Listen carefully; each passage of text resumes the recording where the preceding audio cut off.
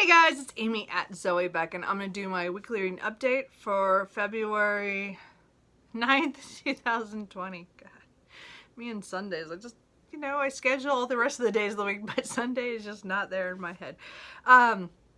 Anyway, so this week was a good week. I finished 2 things, and then I started something else, but I still don't, my numbers were pretty good, like they weren't bad.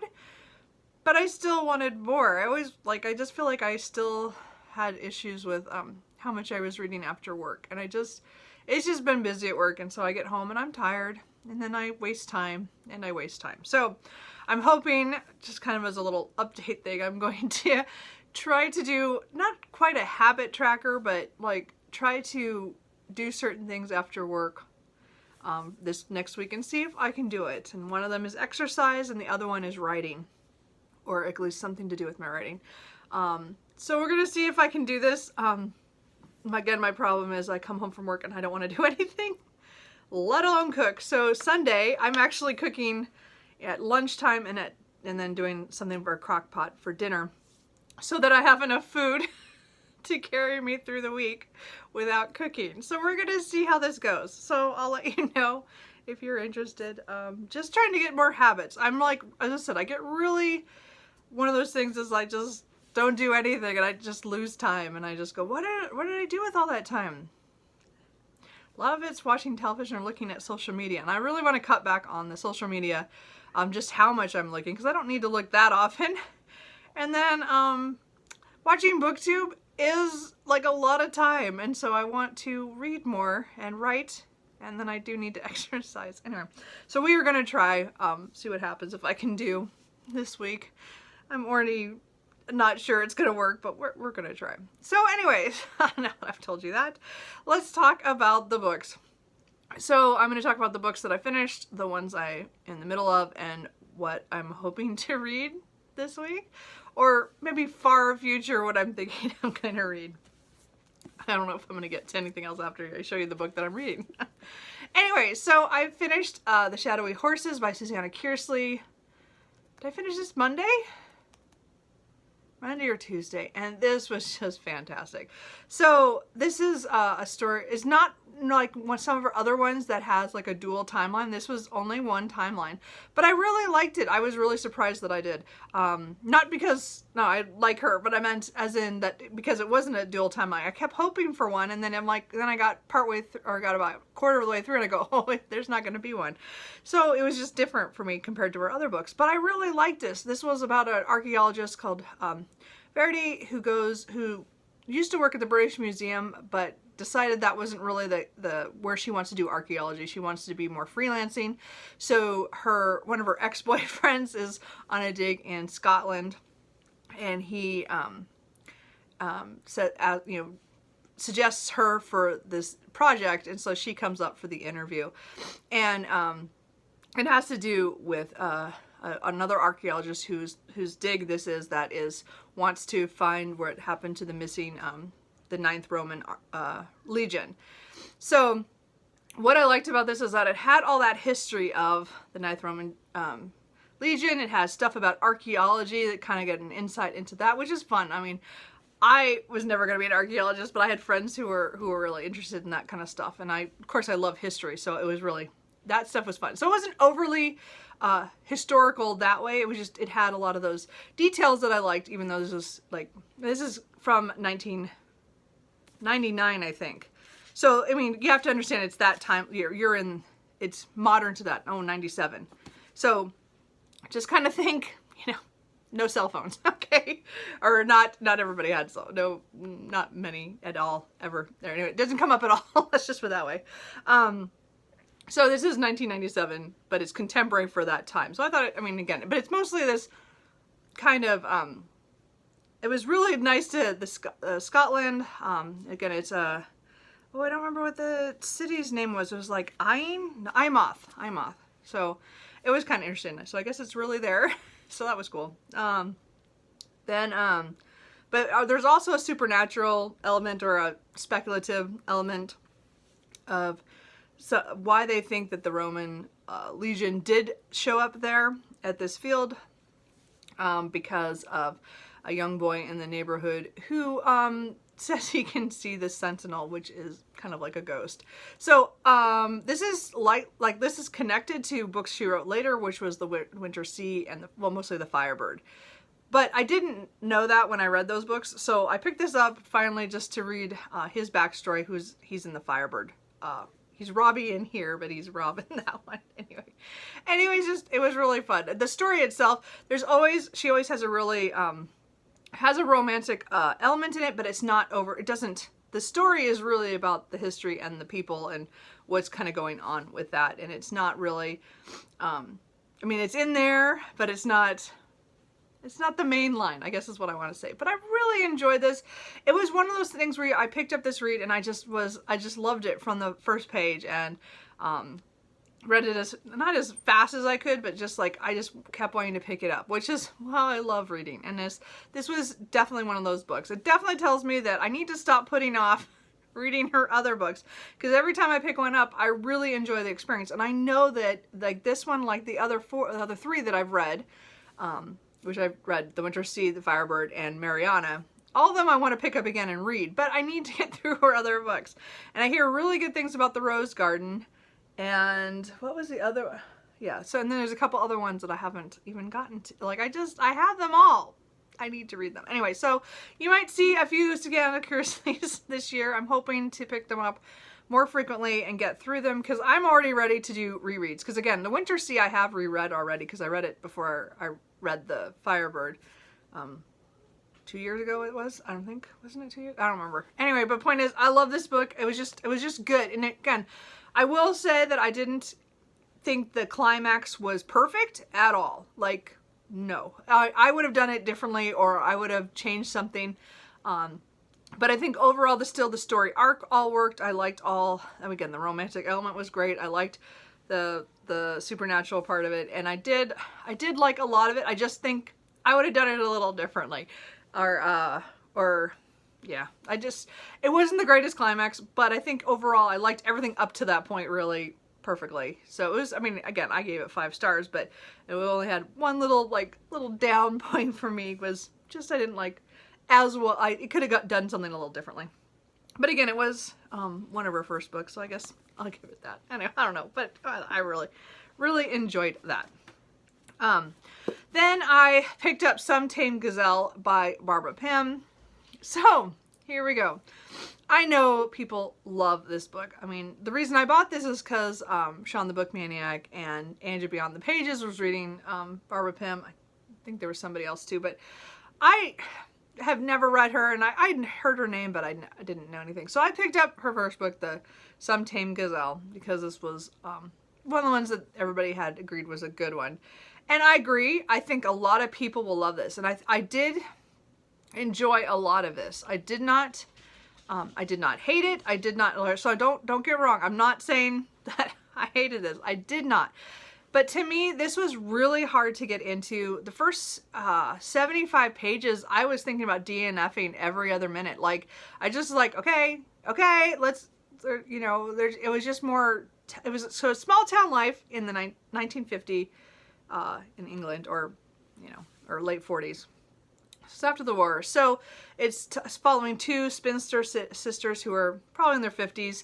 And they live in this small town, and they're really connected with the parish, like as in one of them, Belinda, was pretty much still in love with the archdeacon because when they were young, they were kind of together, and then things happened, and he went and married somebody else. And then Harriet is very light, and she's a very bubbly kind of personality, and she loves all the curates who come in, so she like not mothers them, but she kind of gives attention to them, and so that she likes that. And she has this Italian count who proposes to her all the time, and she doesn't say yes.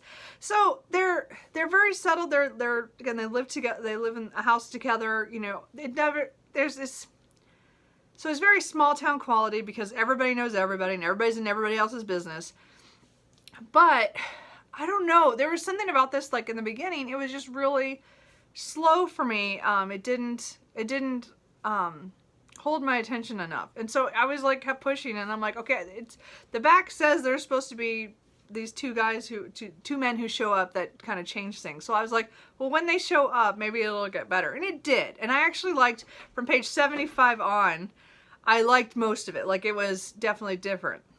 I mean, it did mix people. It did get everybody, things changed or riled up, and you know, it it was really interesting because of the way the sisters dealt with different things, and because they're very different people. I think the characters are well drawn in this. I wasn't so much a fond of the jumping heads so often in some scenes, where you'd be in somebody's head thinking, like Belinda, who the older sister, she's the one you see the most in this novel. And I really liked Belinda, and I liked her, the way she was the reason really why I kept reading. But my problem was that it would jump heads like in the middle of scenes, like, and it wasn't like I couldn't follow. No, it's not like one of those things. It was just like, sometimes I'm like, well, we really didn't need that perspective at that moment. Like, it didn't make a lot of sense to me. And again, being a writer, sometimes those things will be jarring for me. But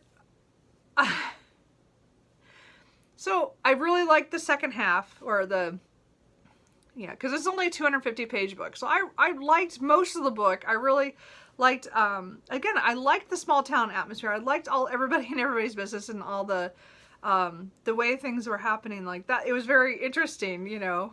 It's still a very quiet novel in a lot of ways, but it was really funny too. Like, just people would say or do things, or they'd be worried about what they just said, and it was so realistic in that way. It was really good. But I didn't like the way it ended.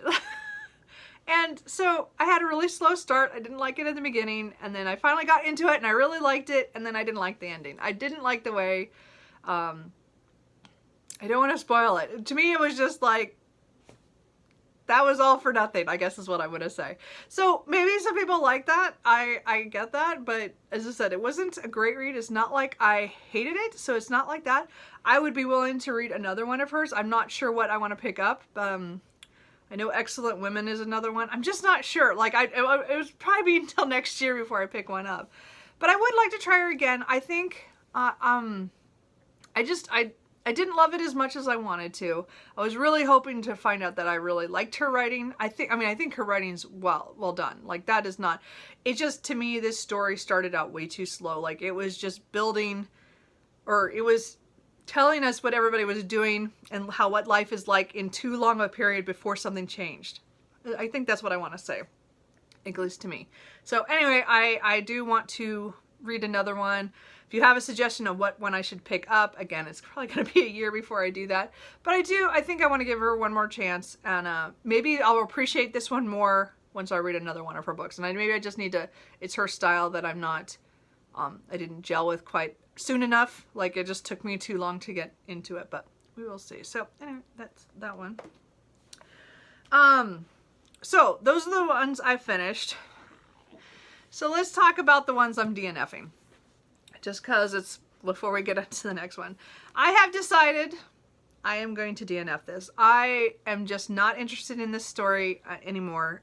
It's just, as I said, I picked it up because I had this book on my oldest books on my TBR list, and I've had this book since 2001 because I just never got to it then, and now I don't feel like it. So I think if I'd read this probably back in 2001, or figured out I needed the first book and then read them, I probably would have enjoyed them. I was much more into this kind of horror, paranormal romance, or not romance, sorry, paranormal, urban fantasy, horror kind of mix books more back in that time period. I read a lot more of them then.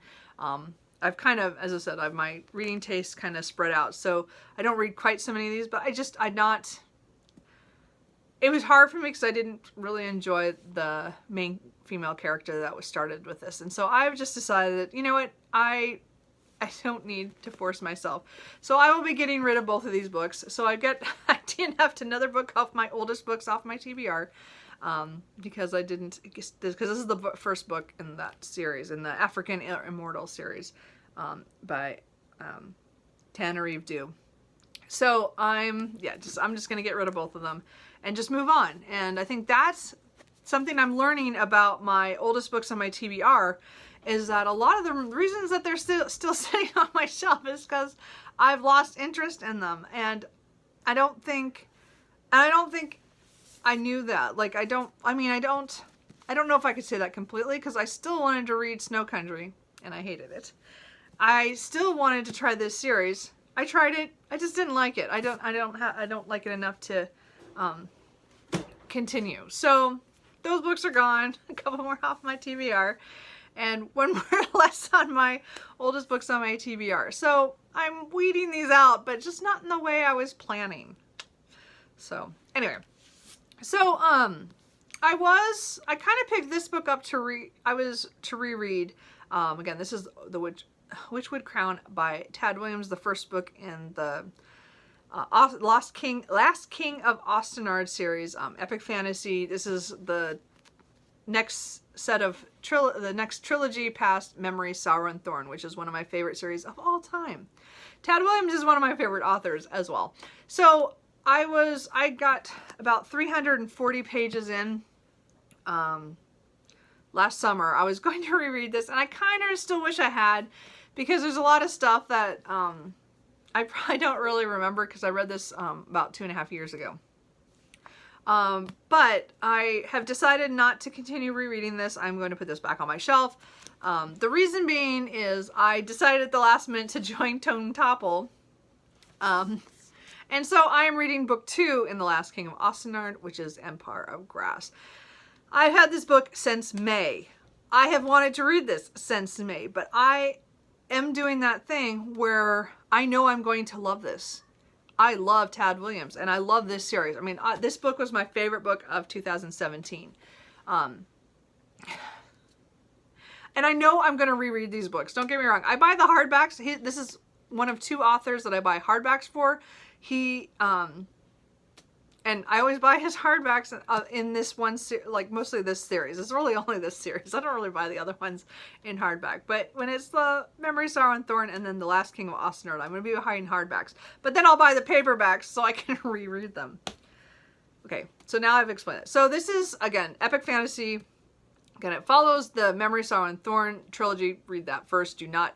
I mean, I know technically you could start with the Witchwood Crown. I wouldn't. It doesn't, I mean, it makes sense, but it won't be as fun, because you need to see Simon when he was a kid. I just love him. Simon is one of my favorite characters of all time. He's definitely on that list. Anyway, but this is book 2 in this trilogy. Again, it's been sitting on my shelf. It was I had it sitting here so I'd see it and tell myself to read it, and I just kept putting it off because of just things here on BookTube just take time. Anyway, so I kept putting it off. So Tome Topple came up. I just went, okay, we're doing this. I'm doing this book because it's 638 pages. So I started this. I did not get very far because I didn't finish the Some Tame Gazelle until late Friday night. So I'm only 30 pages into this because yesterday I had a busy day with family in the morning, and then I had my writing group in the afternoon or evening, and then I got home and I had a migraine and I was out. Like I had to turn the TV off, I had to turn the lights out, I just laid there in the dark. So it was not fun. Anyway, so I didn't get more than a couple pages read in this last night, but I'm already really enjoying it. Now I do, as I said, I probably should have finished my reread of this first, but I had another 400 pages to read and I just couldn't do it. So I'm going into this, and so there's a couple times where I'm a little, I don't remember exactly, but I remember enough. So I think it's going to be okay. I think what's going to happen is when the 3rd book comes out, I will really do a reread of both books before that one. Because I don't think it's going to be out this year. I think the 3rd book, The Navigator's Children, is going to be out next year. I'm not sure because he's still, right now, he just edited another round. So now his wife is going to read it to get her notes on it. So I'm thinking, I don't think it's going to be this year, although I heard rumor that it might be, but I don't think, he hasn't said that. So I'm waiting. Again, he is one of the authors I follow online, he and his wife, because they are awesome. Anyway, so the point is, I'm sorry, I keep hitting this, but I really am going to hopefully dive into this week. As I said, it's 638 pages or so. I've read 30 pages, so I have over 600 pages to read. So my goal is to try to read this within the week and hopefully be done by Saturday, but I don't know. It matters. This last week, again, my reading wasn't that high in numbers. So I'm going to try that because this is, again, the first one for Tome Topple that I'm going to read. And I've been waiting to read this. And I don't know why I put off books that I pre-order. And I put them off. And I think I'm kind of thinking towards, and I know, like, March I've already made decisions about what I'm going to do with the readathons that are going on. Because March of the Mammoths is happening. And March Mystery Madness. And I already know I'm taking part in those too. Like, I know I'm going to do those. And I already have plans for that. So I'm thinking maybe April or May. I don't know. What do you guys think about this? Is that I'm going to do a month where I don't make a TBR. And I just let myself kind of pick up all the books pick up books that are not related to anything that anybody else on BookTube is reading. And just what I want to read. I don't know. I'm kind of thinking May. Because it's maybe my birthday month.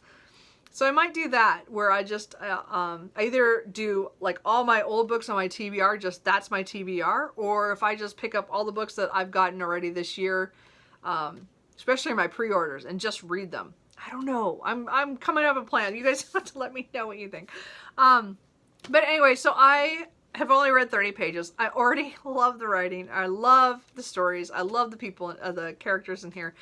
Again, I highly suggest if you want to start an epic fantasy, start with the Dragonbone Chair. It is such a fantastic start to a series. Again, I just think Tad Williams is underrated here. I think more people should be reading him. I definitely have still one series of his that I have not attempted, which is the Shadow March series, which I'm going to do after this series is done. I don't know why I put that one off. It just happened. But all the rest of this stuff I've loved and enjoyed and reread and want to reread again. So, because I really want to read the Other Land series again, and I'm just like dying to, and I can't right now because let's just get through this one first. So I'm going to focus this week on that book. So then just real quick, I don't think I'm going to get to my other Tome Topple book, which is Hester by Margaret Oliphant. I'm reading this for Read Along Most Victorian by Kate Howe.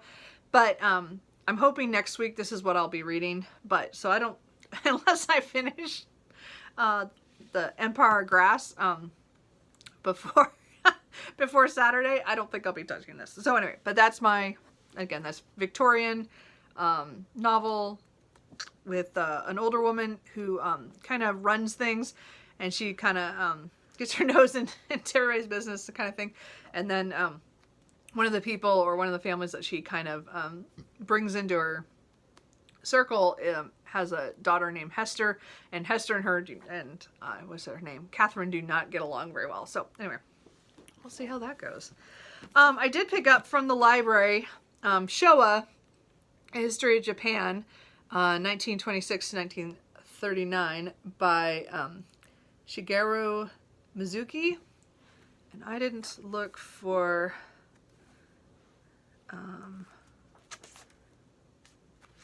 I'm not sure what, I don't know if it was translated. I was guessing it was, but I'm not sure where. Oh, translated by Zach Davidson. So, okay, so I saw this on Doris at All the Books last year. She read these. And then someone mentioned that, oh, I forgot to, I'm sorry. And one of my subscribers did mention that this was something when I asked was it last week or the week before about Japanese history, they mentioned these. And so I go, well, I checked my library and they have them. So I'm going to read them from the library. So they are graphic novels about the history of Japan, at least in the last century. So I'm going to read these. I think that'll be interesting. I might get something for more ancient Japanese history or farther back, but not right now. So I'm going to focus on these. And because it's Tome Topple, this actually qualifies. It's 514 pages for the graphic novel. So technically this is another Tome Topple. So I'm going to try to try to do this when I don't feel like maybe reading the book, because I'm holding a big hardback, which I'm not good at. I might switch and read some of this every once in a while. So anyway, I might do that. And then I'm trying to get myself to start an audiobook, but I haven't got myself to do it yet. But I do want to listen to The Warmth of Other Suns, The Epic Story of America's Great Migration by Isabel Wilkerson. So I have the audiobook from Audible, but I got the book from the library. So it is also over 540 pages. So almost 550. So I technically another Tome Topple, but I won't get this done in the 2 weeks. I don't listen to audiobooks enough for, I think this is over 20 hours, I believe. So anyway, but I'm hoping to start this tomorrow, but we will see. So this is about the migration of blacks from or African Americans from the South to the North, I think in the 20th century. Oh yeah, 1915 to 1970. So I've heard really, really good things about this. I really think it's an important read, and I heard it's really good. So as I said, I'm hoping to pick that up, and again for Black History Month, but really just because I've been hearing so many good things about it, and I just want to get to it. But it's just sometimes I get out of I don't really want to listen to audiobooks, and I'm just in that period right now. I found an old iPod.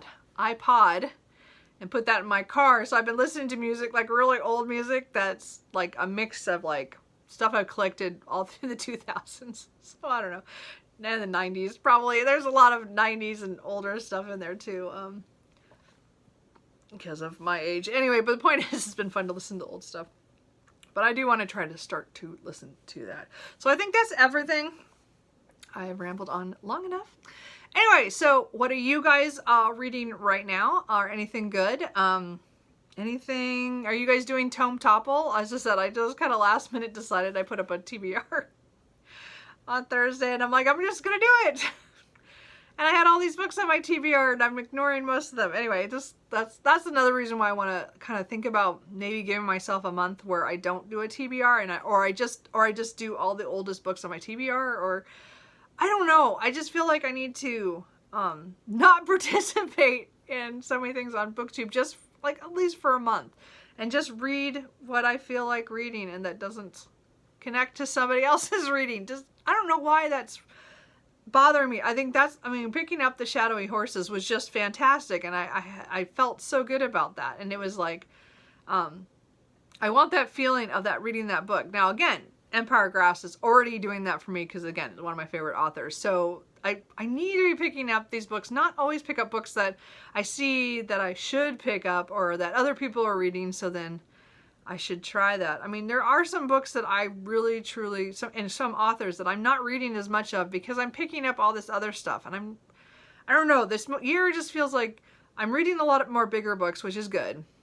And some of the oldest books on my TBR to get through those. But I also feel like there should be some of the genre stuff that I read. I'm just not picking up because I'm picking up stuff other people are reading. I don't know. I'm having like a little crisis on this. I'm not sure. And I don't know if it's what's really driving it. But I've been thinking about that a lot this week. So we'll see what happens. I mean, I'm hoping maybe May I'll do something different. I don't know. Maybe April. I mean, again, March is already planned. Bummer. But it'll be fun because it'll be March of the Mammoths and March Mystery Madness. So I've already got books I want to read for those. So we'll see what happens. So anyway, I will talk to you guys later. And that's Cooper. Bye.